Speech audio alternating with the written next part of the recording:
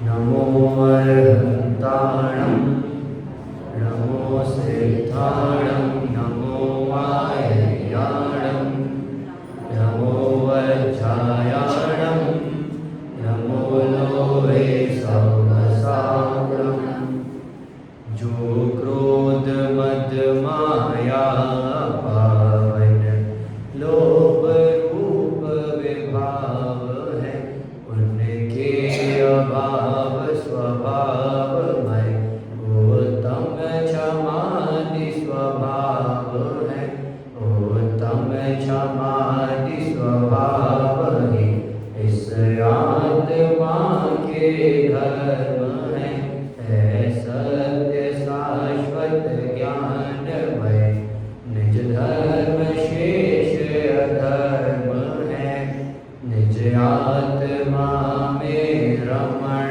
संयम रमण ही तप त्याग है निज रमण आगे चन्य है निज रमण परिग्रह त्याग है निज रमणता ब्रह्मचर्य है निज रमणता दश धर्म है निज जानना पहचानना रमना धर्म का मर्म है अरिहंत है दस धर्म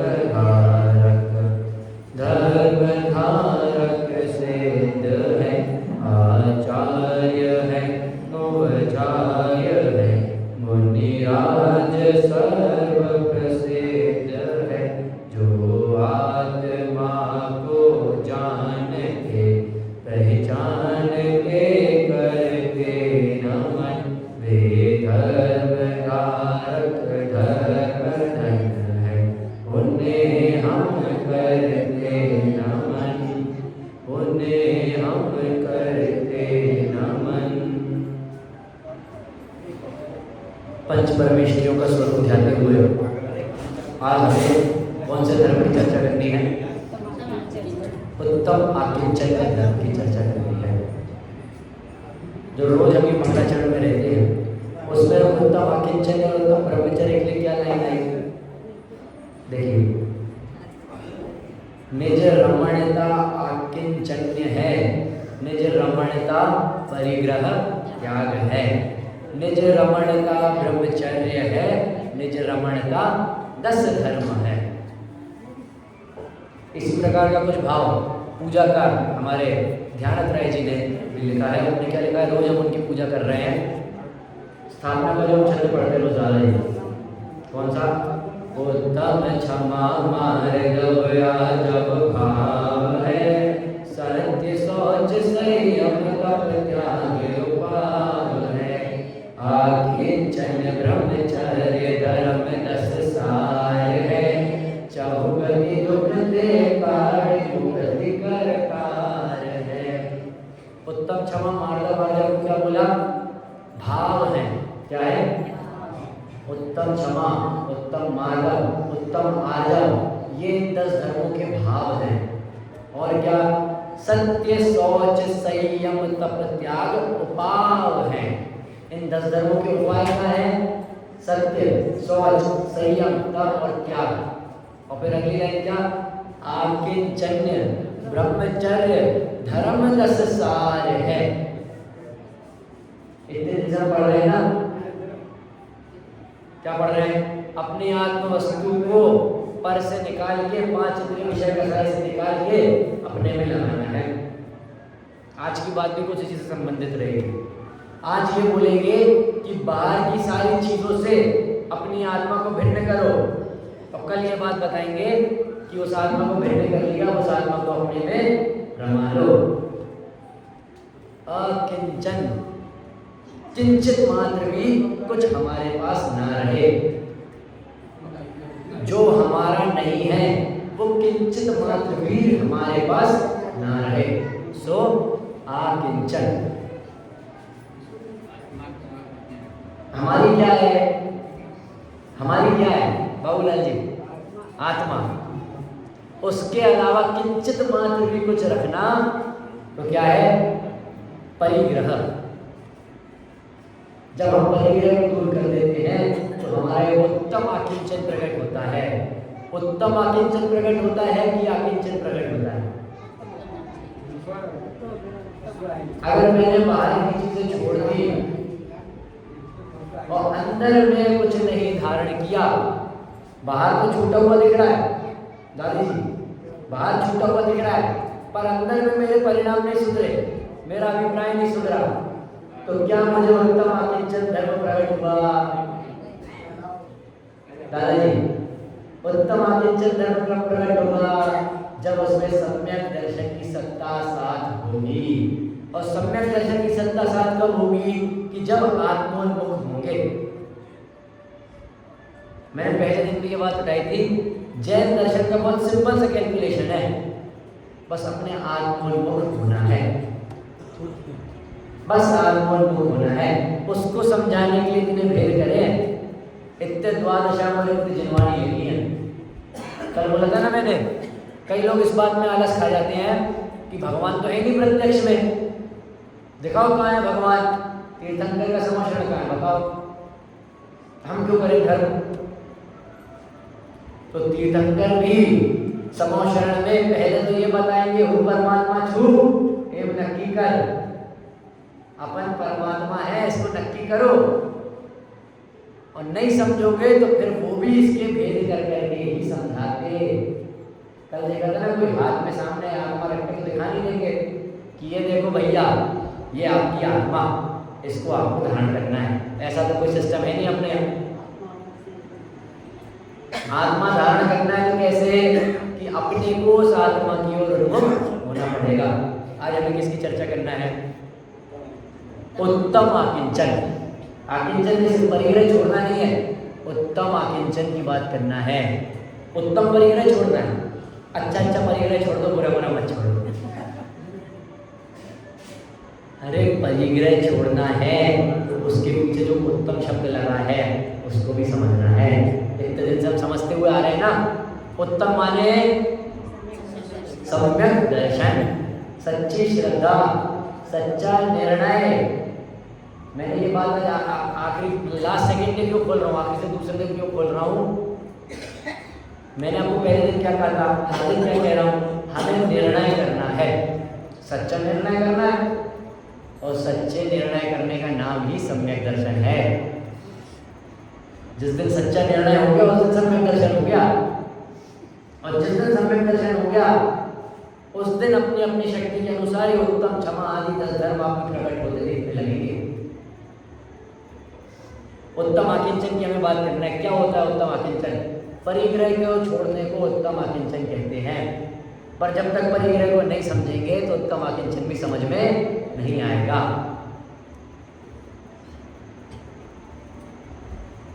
पवन जी, विधान से बोलना कि जाओ मम्मी को बुला लाओ, आपको आपकी मम्मी को बुलाना था या आपके पापा को बुलाना था? आपको आपके पापा को बुलाना था। विधान से आपने बोला जाओ पापा को बुला लाओ, पापा को बुला लाओ, पापा बोल रहे पापा को बुला लो। क्या बोलना पड़ेगा? दादाजी बोलना पड़ेगा ना। वैसे हम लोग किस में लिपटे हुए हैं? इन विषय कषायों में, परिग्रह में हम सब नहीं लिपटे क्या? बताइए, हम सबके पास परिग्रह है कि नहीं है? अरे हम परिग्रह में इतना डूबे हैं ना, इसलिए पहले उस परिग्रह को समझा रहे हैं कि ये छोड़ने योग्य है, इसको छोड़ दो, फिर अपनी आत्मा की ओर आओ। हाँ, छूटे हुए तो है पर उसका निर्णय नहीं कर पा रहे ना। कई लोग कहते हैं कि परिग्रह तो छूटा हुआ है, फिर मैं क्यों करूं धर्म? मैं आत्मा हूं, मुझे पता है ये सब मुझसे पर है, मुझे पता है, तो फिर मैं क्यों करूं धर्म? अरे पता है, निर्णय हो गया होता तो इस चमड़ी के साथ नहीं बैठा होता भैया। दादाजी, निर्णय हो गया, ये तो चलो, ये तो 10 दिन में आप लोग को मैंने रटवाई दिया कि आत्मा है और ये सब हमसे पर है, और मैंने क्या रटवाया? तो पहले से आप लोग को पता था, इतना भेद विज्ञान तो पहले से था हमको, पर क्या उसका निर्णय हो गया था? निर्णय हो गया था क्या दादाजी उसका? आज भी हमें पता है कि उत्तम आकिंचन्य हमें प्रकट करना है, पर क्या हम कर पा रहे हैं? क्यों नहीं कर पा रहे? उसकी बात अभी आने वाली है आगे। उत्तम आकिंचन के संबंध में क्या बोलते हैं? परिग्रह का त्याग करना, लेश मात्र में परिग्रह अपने समक्ष अपने साथ नहीं रखना। क्या होगा उत्तम आकिंचन? कैसे विध नहीं होता है कि पैसा आदि नहीं जोड़ना। क्या सिर्फ जो बच्चों को परिभाषा पर याद कराते हैं ना, अनाव शनाव रुपया पैसा आदि जोड़ना परिग्रह है, तो कैसे उतने को त्यागने से ही हमारा उत्तम आकिंचन प्रकट हो जाएगा? परिग्रह अगर करेंगे ना, तत्वार सूत्र जी में परिग्रह अगर ज्यादा करोगे तो कौन सी गति बताइए? नरक। तत्वार सूत्र जी का पाठ तो कई बार होता होगा, साल भर में, महीने भर में कई बार हो जाता होगा। अरे उमा स्वामी आचार्य ने क्या लिखा? जितना परिग्रह उतना गहरा नरक। फिर तो इससे ये बात सिद्ध हो जानी चाहिए, उमा स्वामी आचार्य ने लिखा जितना परिग्रह उतना गहरा नरक। फिर उससे ये बात सिद्ध हो गई कि जिस पे पैसा नहीं वो अपरिग्रही। दादाजी, कोई गरीब व्यक्ति बाहर घूम रहा है, वो अपरिग्रही हो गया ना? अरे वो कहां से अपरिग्रही हो गया? परिग्रह क्या है? बहुत आज का बहुत अच्छा विषय है, कठिन नहीं बोलूंगा, बहुत सरल विषय है। एक बार उपयोग से सुन लेंगे ना दादाजी, समझ में आ जाएगा। क्या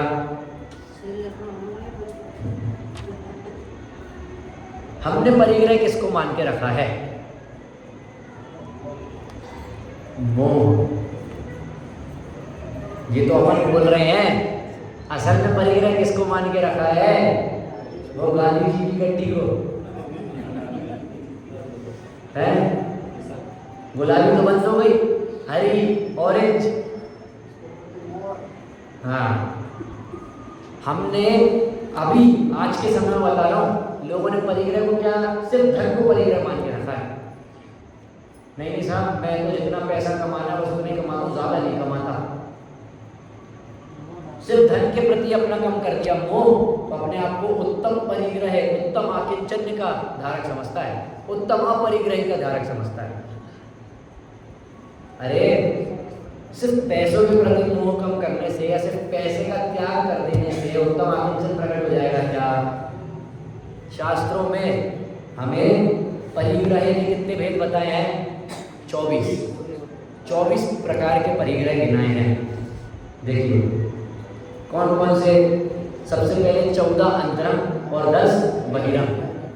तो जिनसे हम ज़्यादा परिचित हैं पहले उनको पढ़ते हैं। 10 बहिरंग परिग्रह कौन कौन से? क्षेत्र में क्या आएगा? पूरा खेत प्लॉट जो जो खरीद के रखा है सब आ जाएगा। जिस घर में जमीन पे रह रहे हो, जहाँ कभी जिंदगी में नहीं रहना वहाँ भी अगर जमीन खरीद के रखी है, खेती की जमीन खाली रही है कि अरे रखे रहने दो साहब, कभी कुछ काम आ गई तो। क्षेत्र अर्थात खेत और प्लाट। वस्तु में क्या ले लिया? जो उस प्लॉट के ऊपर भवन बनाया उसको वस्तु के अंदर ले लिया। यार क्या कहते हो साहब, छत के नीचे तो रहेंगे ना? ऐसे 4 लोग हो तो 14 कमरे की क्या जरूरत है? चलो 4 लोग के एक कमरे, एक किसी को रुकाना है तो 5वां कमरा उसका, 14 कमरों की क्या जरूरत है? अगला क्या किया? धन, चांदी, सोना, हीरे जवाहरात, इसके अंदर हमें सब ग्रहण करना है। धन के अंदर भाई साहब सिर्फ वो गांधी जी की गड्डी नहीं लेना है, 500 का नोट नहीं लेना है, सब आ जाएगा उसमें, सोना चांदी जेवर सब। फिर अगला क्या? धान्य, धन से जो भी चीज़ हम खरीद सकें। फिर उसके बाद क्या आता है? द्विपद नाम का भी बहिरंग परिग्रह होता है। 2 पैर के सहित जो भी तिर्यंच गति के जीव हो उनको अपना जानवर समझ के रखना, अपना पालतू में रखना।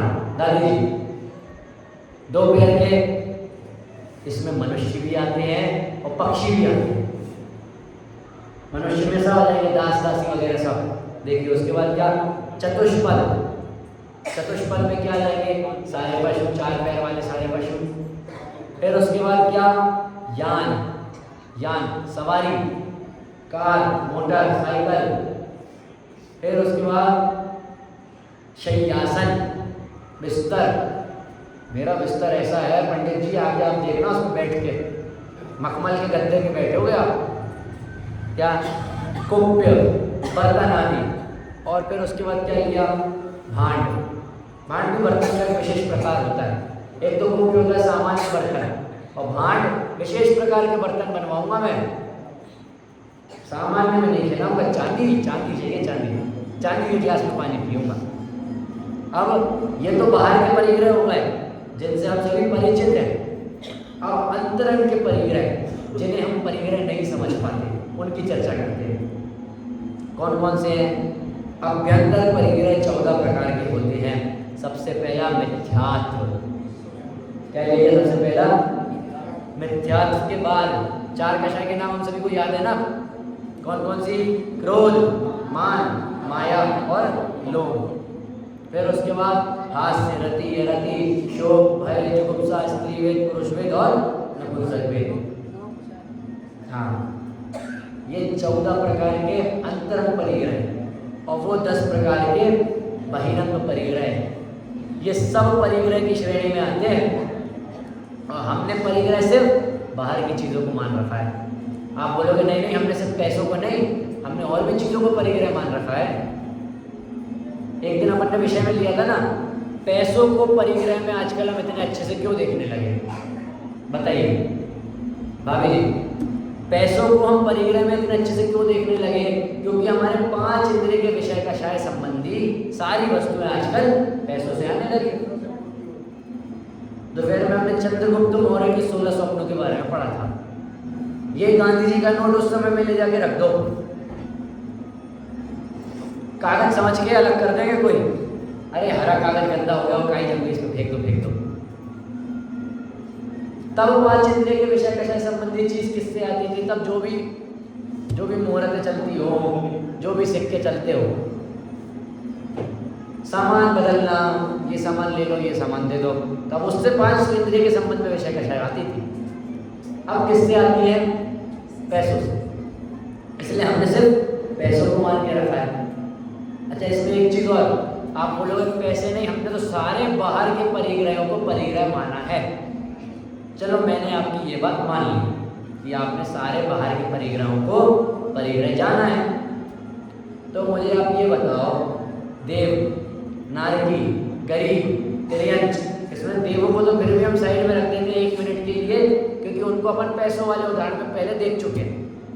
नारकी, गरीब, तिर्यंच, इन सब पे तो ये बाहर के परिग्रह इतने ज़्यादा देखने नहीं मिलते। तो क्या है, पूर्ण परिग्रह या आंशिक परिग्रह हो गए? नारी, जो तीर्थंकर परमात्मा उत्तम आकिंचन्य धर्म के धारी हो गए, अगर हम बाहर के परिग्रह को परिग्रह मानेंगे ना, तो उनके उत्तम आकिंचन्य नहीं मानेंगे। फिर अरे इतना परिग्रह है ना, इतना बड़ा समोशरण, इतना बड़ा भामंडल, इतना बड़ा आसन, इतने चमर नहीं है, फिर वो तो उनको तो परिग्रह है, उनके निमित्त से भामंडल लगा। इसी बात के लिए मैं एक लाइन लिख के लाया हूँ आप लोगों के लिए, अलग से लिख के लाया हूँ किताब में से। उसके पहले क्या, परिग्रह क्या होता है कि मूर्छा, और मूर्छा क्या होती है? ममत्व परिणाम। क्या होती है भाई साहब? आकिंचन्य का मूल क्या है? ममत्व परिणाम। क्या है? ममत्व परिणाम। इस ममत्व परिणाम को नाश कर देंगे तो आकिंचन्य धर्म प्रकट हो जाएगा, आकिंचन्य धर्म के धारक हो जाएंगे। ममत्व परिणाम, इसके लिए मैं एक लाइन लिख के आया हूँ आपको के लिए। देखिए क्या, इसके उदाहरण स्वरूप है लाइन, ग्रंथों में ढूंढने में शायद नहीं मिलेगी, हो सकता मिल भी जाए। क्या कोई व्यक्ति कहीं बैठा है, उस कोई व्यक्ति कहाँ बैठा है, क्या कर रहा है, उससे फर्क नहीं पड़ता। उसके दिल में क्या चल रहा है, उसके मन में क्या चल रहा है, इससे फर्क पड़ता है। क्या बोल गया, जल्दी बोल गया, इस बात को अपन समझते हैं। कभी कभार ऐसा होता होगा ना बाबूलाल जी, दुकान पे बैठे हैं, भीड़ का समय नहीं है, बैठे दुकान पे और शिखर जी घुमाएंगे, कुचड़ौत घुमाएंगे, हैं? यहाँ बैठा हूँ, प्रवचन कर रहा हूँ। जयपुर में क्या हो रहा होगा अभी कौन सा कार्यक्रम हो रहा होगा? यहाँ हम सब बैठे हैं अभी, पवन जी, अरे चल कल जल्दी 10 लक्षण खत्म तो हुए, फिर दुकान खोलनी है। बैठे मंदिर में प्रवचन में, मन का चला गया। कई बार ऐसा होता होगा ना, कोई हमसे बात कर रहा है, क्यों भाई कहाँ गायब हो गए, कहाँ चले गए थे?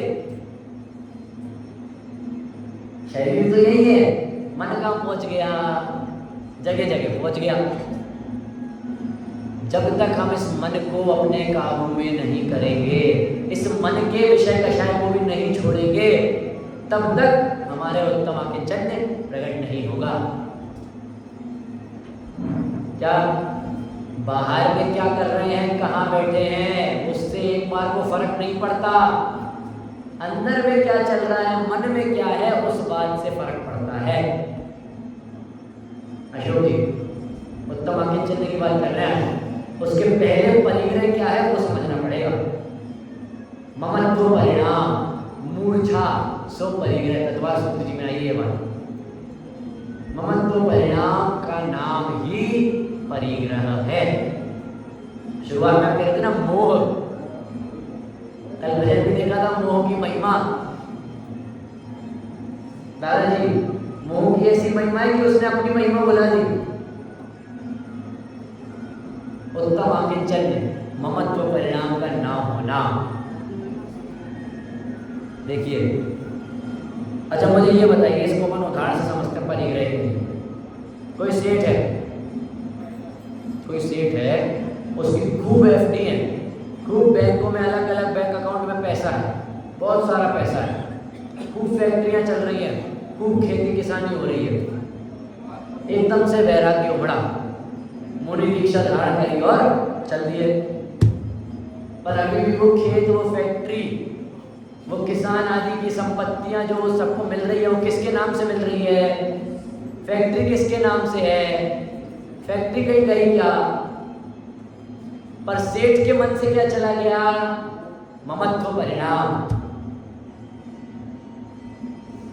अरे वो थे तब भी फैक्ट्री चल रही है, वो नहीं थे तब भी फैक्ट्री चलेगी। मन में बस पहले क्या था? ममत्व परिणाम। और अब क्या चला गया? ममत्व परिणाम। भाई साहब मुझे एक बात बताइए, पहले आप कुचड़ौत में नहीं रहते थे? पहले कुचड़ौत में नहीं रहते थे, आप बाहर रहते थे।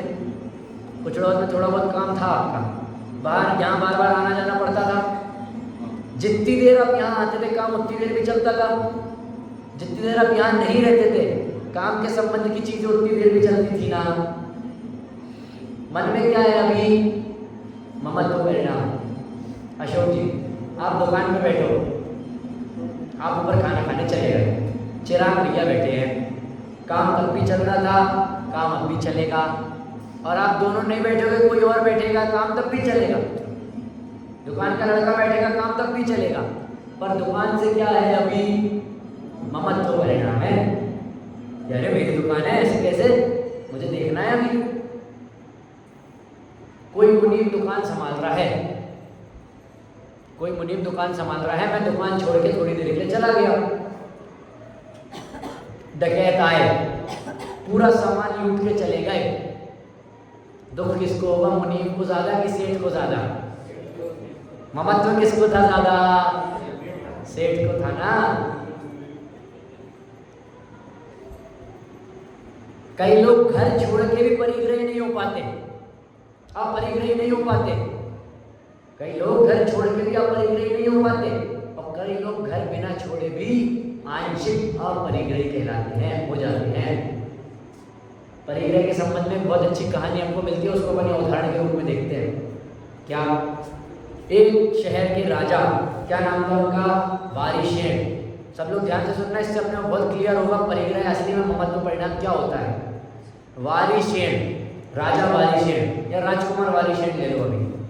उनके बचपन का दोस्त पुष्पदाल, क्या नाम? पुष्पदाल। दोनों खूब अच्छे मित्र थे। बड़े हुए, ये राजकुमार से क्या बन गए बाबूलाल जी? राजा। वारिशेण राजकुमार से राजा बन गए। पुष्पदल की हालत थोड़ी टाइट थी, आर्थिक स्थिति थोड़ी कमजोर थी। वो अपना थोड़ी सी जगह में रहता था, थोड़ा व्यापार करता था, थोड़ी बहुत खेती किसानी करके अपना जीवन यापन कर लेता था। वारिशेण ने कई सालों तक राज किया।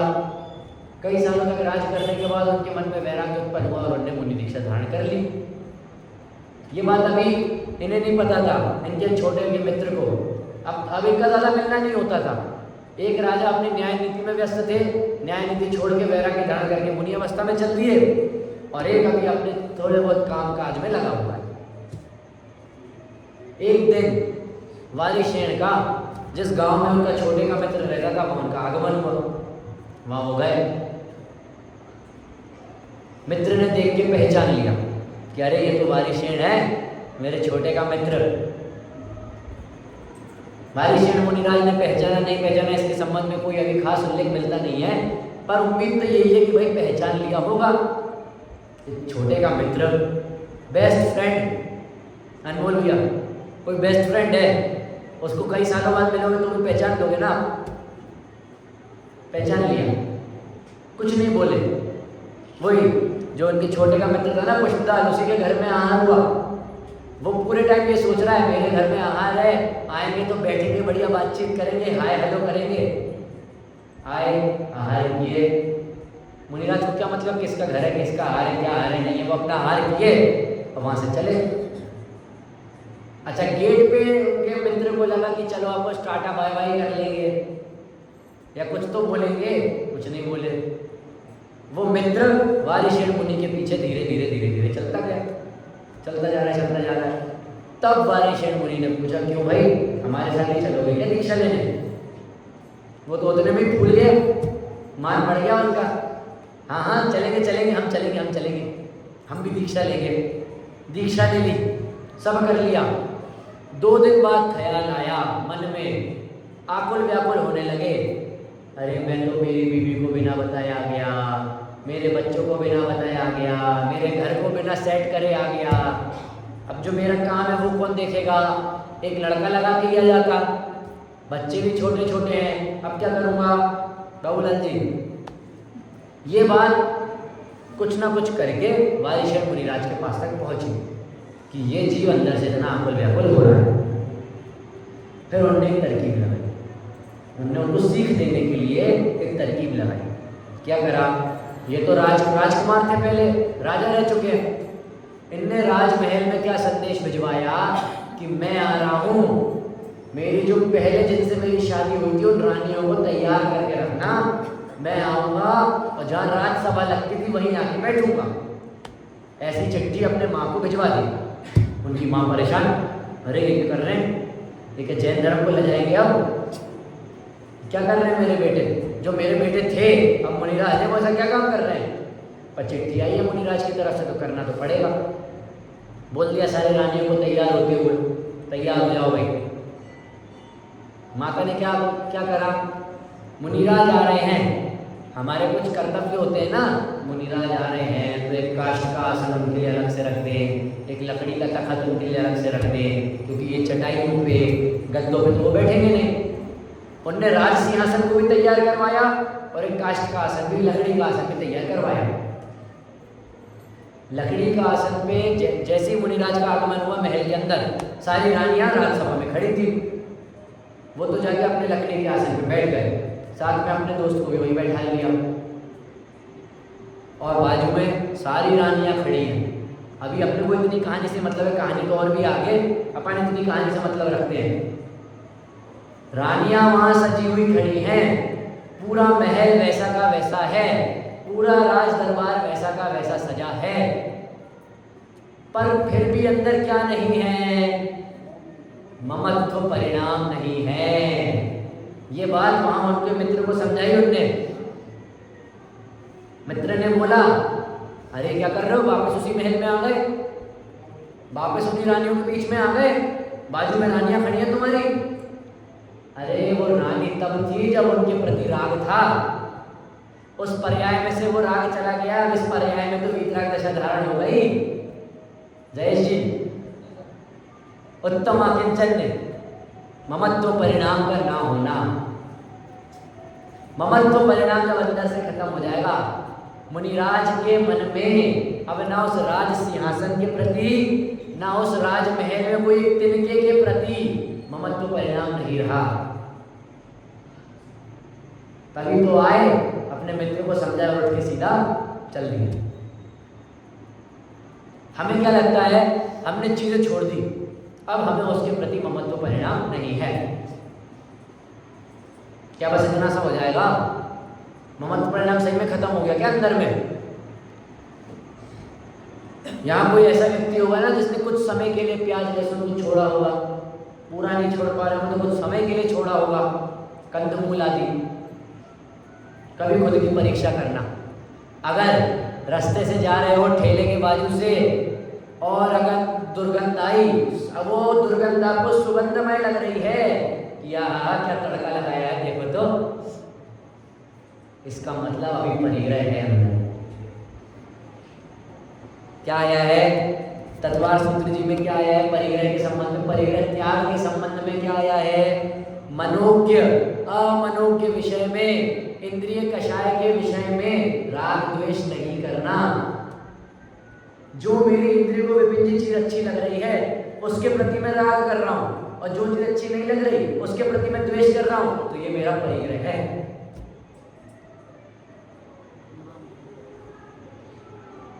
कोई मुनिराज वन में बैठे हैं, चाहे बारिश हो, चाहे गर्मी पड़े या कुछ भी हो, उन्हें अगर फर्क नहीं पड़ रहा तो वे उत्तम आकिंचन्य धर्म के धारक हैं। और अगर मन में लेश मात्र भी ये आ गया ना कि चलो आज मुझे लंबी तपस्या करनी थी, अच्छा है ऊपर बादल आ गए, तो वहां उनका परिग्रह है।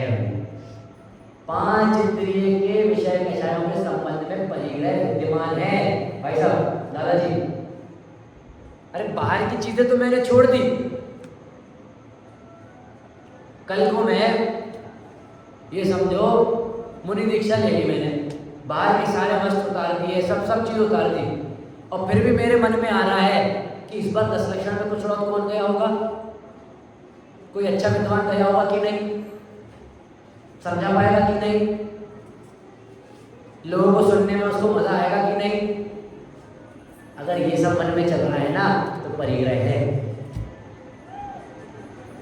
जय जी। अगर मन में 5 इंद्रिय के संबंध में किसी भी प्रकार की इच्छा जागृत हो रही है तो वो परिग्रह है, वो परिग्रह की श्रेणी में ही आएगा।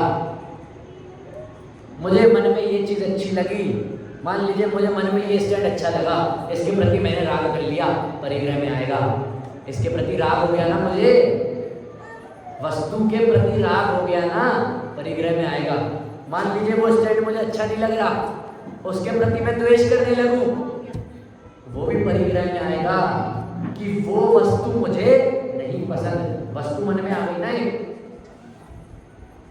इसलिए क्या कहते हैं, साम्य भाव हो सब जीवों में। समता का भाव रखना है, ना राग करना है बहुरजी, ना द्वेष करना है। जो वस्तु जैसी समझ आ रही है उसको वैसा समझना है, वस्तु का जो स्वरूप है उसको वैसा समझना है। उसमें थोड़ा सा भी राग द्वेष करा, थोड़ा सा भी फेर बदल करी तो क्या खत्म, परिग्रह की श्रेणी में जाएगा। 10 लक्षण में निरंतर परिग्रह बांध रहे हैं हम। कैसे? ये तो उत्तम आकिंचन्य। आज के दिन कैसे हम परिग्रह बांध रहे हैं? अरे ऐसे 1000 लोग होंगे, बस इतने घंटे और, जयेश जी इतने घंटे और, दीपेश जी तो दुकान खोलनी है, बैठे हैं, मन में क्या विचार चल रहा है, आज का प्रवचन, कल सुबह का प्रवचन, विधान, रात का प्रवचन, परसों सुबह दुकान।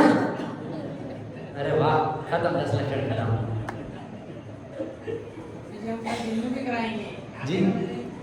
आपका समय से कल दिन में भी कराएंगे।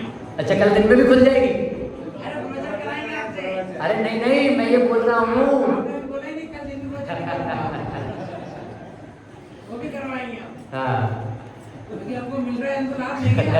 चलो दिन के प्रवचन भी हो गए, रात को प्रोग्राम भी निपट रहे सारे। उसके बाद देखा जाएगा। अगले दिन सुबह से सबसे पहले क्या होगा, दुकान का ताला खोलना है। कल रात के प्रवचन में ये बात मन में आने लगेगी, इसका पेमेंट बचा है, ये काम बचा है, इसको निपटाना है, इसका पेमेंट लेना है, इसको पेमेंट देना है, यहाँ से सामान मंगाना है, वहाँ सामान भेजना है। ये सब परिग्रह की श्रेणी में जाएगा। भाई साहब कुछ कह रहे थे क्या बाबूलाल जी?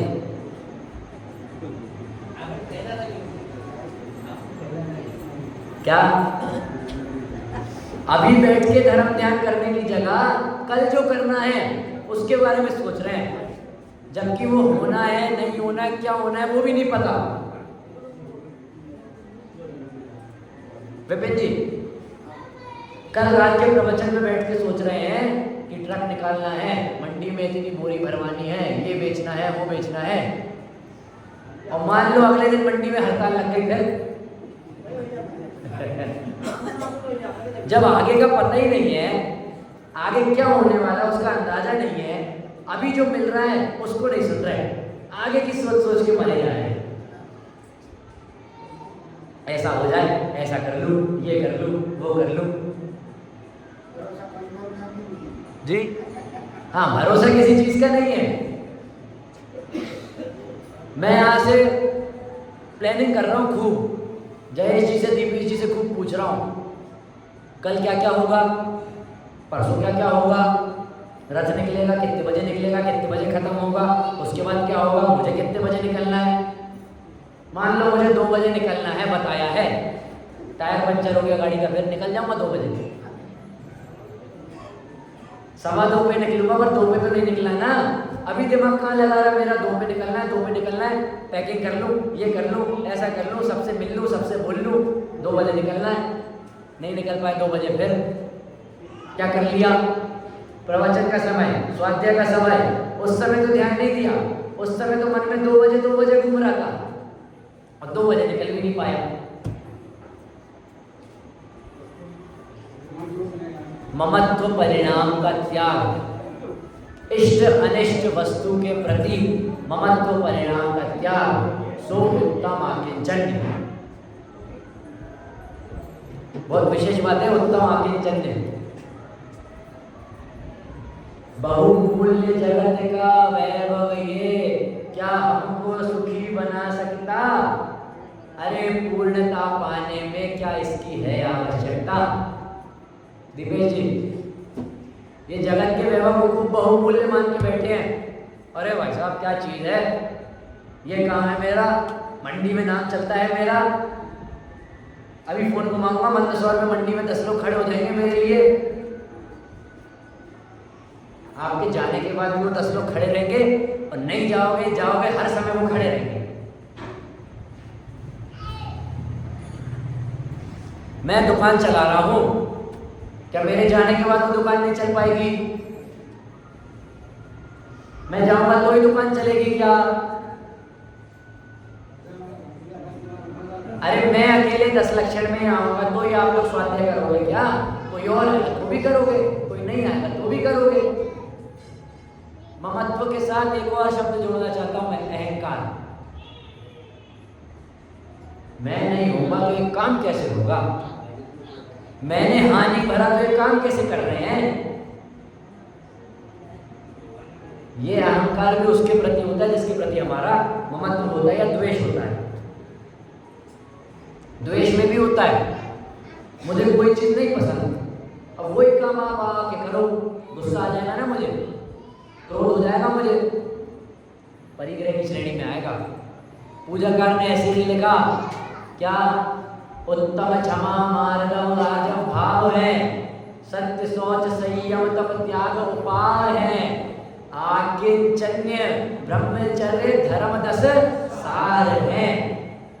10 धर्मों के सार काए ने हर्ष भैया, 10 धर्म इतने दिन से पढ़ते आ रहे हैं ना, उनके सार है ये। कहाँ है चिराग भैया, नहीं है क्या पीछे भाई साहब? पहले दिन से हम क्या पढ़ रहे हैं? 5 इंद्रिय के विषय कषाय को त्यागना। आज भी हमने क्या पढ़ा? पांच इंद्रिय के विषय कषाय में ममत्व का उत्पन्न ना होना उत्तम आकिंचन्य। आज हमने ये पढ़ा कि इनमें प्रवृत्ति नहीं करना, कल हम ये पढ़ेंगे कि किसमें प्रवृत्ति करना है। क्या?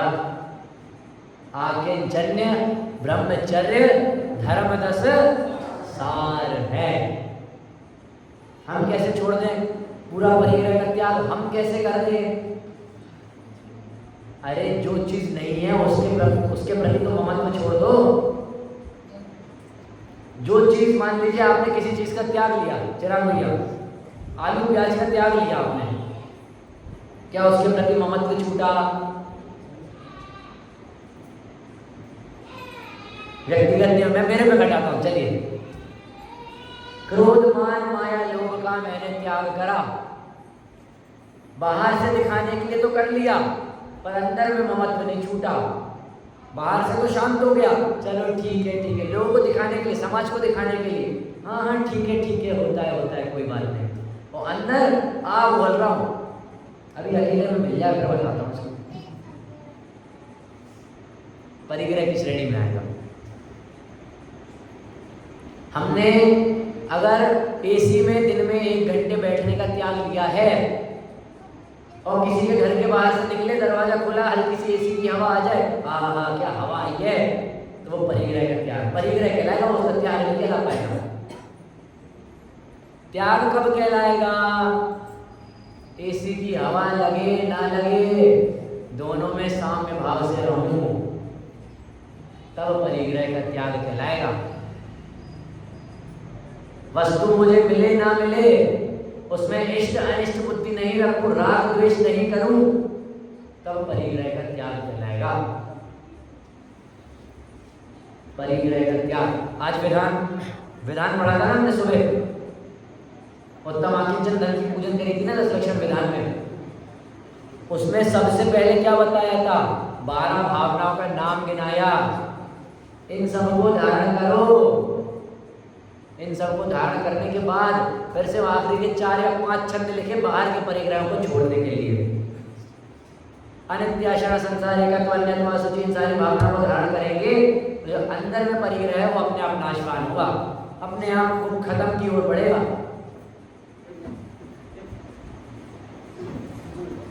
मुझे एक बात बताओ भैया, आप लोग कभी ना कभी ऐसा नियम लिया होगा आप लोगों ने, मंदिर में आ रहे हैं तो फोन नहीं निकालेंगे, नियम लिया होगा ऐसा?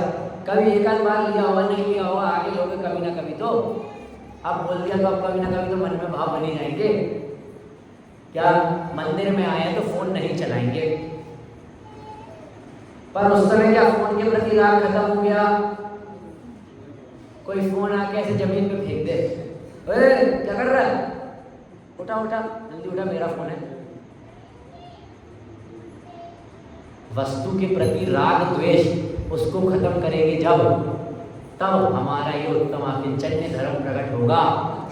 आकिंचन्य तो हम बाहर की चीजों को छोड़ के भी हो जाएंगे। आप बोलो मैंने सब छोड़ दिया, किंचित मात्र भी कुछ नहीं है मेरे पास, अंदर में मिथ्यात्व, क्रोध, मान, माया, लोभ, ये है कि गया? वो बताओ। अपने आप को परख के देखना पड़ेगा हमें। आज तो मैं ये बता रहा हूं क्या छोड़ना है दादी जी, कल हम ये सुनेंगे कि हमें क्या ग्रहण करना है। आज उत्तम आकिंचन्य, किंचित मात्र भी कुछ मेरे पास ना रहे, आत्मा छोड़ के बाकी हर चीज, क्रोध, मान, माया, लोभ जो अंदर मन में तरंगों में विकल्पों में उठ रहे हैं ना, वहां से लेके हर चीज जो बाहर की जिसे अपना मान रहा है, जिसमें राग द्वेष कर रहे हैं, वो परिग्रह है। और उनको छोड़ देंगे तो अपरिग्रही उत्तम आकिंचन्य धर्म के धारी कहलाएंगे। कल हम ये देखेंगे उत्तम ब्रह्मचर्य। ब्रह्मचर्य के संबंध में सबसे एक ही चीज सोचते हैं, बाहर के कुशील को छोड़ना। ब्रह्मचर्य का अर्थ क्या होता है वो कल हम देखेंगे। आज हमने उत्तम आकिंचन्य के संबंध में बात करी। बाहर की चीज तो मेरी है ही नहीं, उसको तो पहले छोड़ दो। अंदर में जो 5 इंद्रिय विषय कषाय उठ रहे हैं, उसमें भी राग द्वेष नहीं करना, सोत्तम आकिंचन। हम भी इस उत्तम आकिंचन को समझें, इसका स्वरूप क्या है उसको पहचाने, और कल उत्तम ब्रह्मचर्य का भी स्वरूप पहचाने, और इन दोनों को धर्मों का सार क्यों कहा है इसका निष्कर्ष भी कल हम निकालेंगे। अभी किसी भी प्रति किसी भी चीज़ के संबंध में राग द्वेष नहीं करना, साम्य भाव रखना, सो उत्तम आकिंचन।